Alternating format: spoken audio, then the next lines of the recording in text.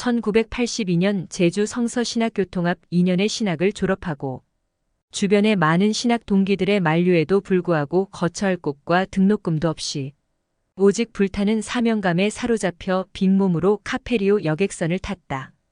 불투명한 미래에 대한 두려움을 느꼈지만 되돌아갈 수 없었다. 하나님만 믿고 수평선 멀리 몸을 맡기며 목포에 도착했다.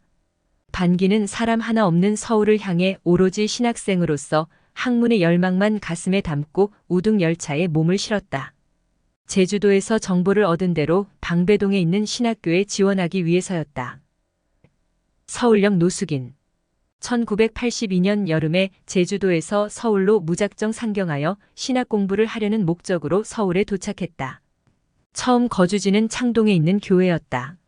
잠잘 곳이 없어서 교회의 추운 맨바닥에서 자고 있었다. 갑자기 내 옆에서 잠을 자고 있던 사람이 급히 쓸 일이 있다며 내일 꼭 갖다 줄 테니 돈을 좀 빌려달라고 사정을 하기 시작했다. 그 사람은 내가 제주도에서 서울에 처음 상경한 순진한 사람으로 비상금을 가져온 걸 눈치채고 접근한 것이었다. 이제 막 섬에서 올라왔던 나는 의심 한번 해보지 않고 내일 줄 것으로 믿고 비상금을 빌려주었다. 이 돈은 제주도 화복교회 장로님들께서 비상금으로 쓰라며 호주머니에 넣어준 돈이었다. 다음 날 돈을 빌려간 사람은 온종일 보이지 않았다. 그 다음 날에도 그 사람은 결국 나타나지 않았다. 돈을 가지고 어디론가 도망간 것이었다. 나중에 알고 보니 그 사람은 교회를 이용하여 소매치기와 도적질로 살아가는 전문 사기꾼이었다. 나는 하루아침에 빈털터리가 되어갈 바를 모르고 헤매게 되었다. 교회의 신세를 질 수 있었겠으나 더 이상은 교회의 신세를 질 수 없어서 교회를 떠나 창동 고시원에 있는 목욕탕에서 잠을 자고 있었다. 그러던 어느 날 어떤 고시생이 포켓용 녹음기가 없어졌다며 나를 절도범이라고 뒤집어 씌워 도둑으로 고발했다. 경찰이 출동해서 확인해 본 결과 학생의 사물함 속에서 녹음기가 발견되어서 다행히 누명에서 벗어날 수 있었다.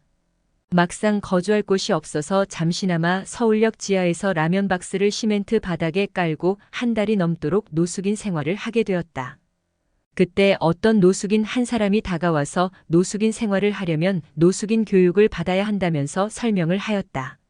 내게 찌그러진 깡통 하나를 주면서 계단 앞에서 깡통을 내밀어 머리를 땅에 대고 있으면 땡그랑 소리와 함께 동전 소리가 난다고 했다. 고개를 푹 숙이고 있으면서 1,000원짜리 10,000원짜리가 모아지면 살짝 집어서 포켓에 넣고 인사를 꼬박하면서 지나가는 사람들에게 구걸하는 방법을 가르쳐 주었다. 그러나 나는 도저히 그렇게 할 용기가 생기지 않았다. 차라리 서울 남대문 시장 부근을 맴돌면서 버려진 짬밥을 주워 먹기도 하고 구걸도 하는 게 나은 것 같아.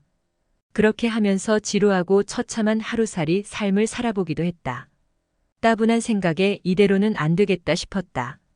비상금 모두 사기를 당한 뒤 노숙인 생활은 내게 맞지 않아 마지막 남은 토큰 버스표 하나를 가지고 마땅히 갈 곳은 없는 삭막한 날에 삼각산 민족봉에서 금식하며 기도로 하나님께 부르짖고 내려오는 길이었다. 마침 산 아래서 천막을 치고 예배드리던 집사님 여럿이 점심을 먹고 남긴 밥으로 누룽지를 끓이고 있었다. 나는 너무나 배가 고파 배고픔을 면하기 위해 체면 불구하고 먹을 것을 구했다. 집사님, 그 누룽지를 조금이라도 나눠주실 수 있겠습니까? 그 집사님은 배고픈 자를 기다렸다는 듯이 기쁘게 반겨주시며 한 대접을 나눠주셨다.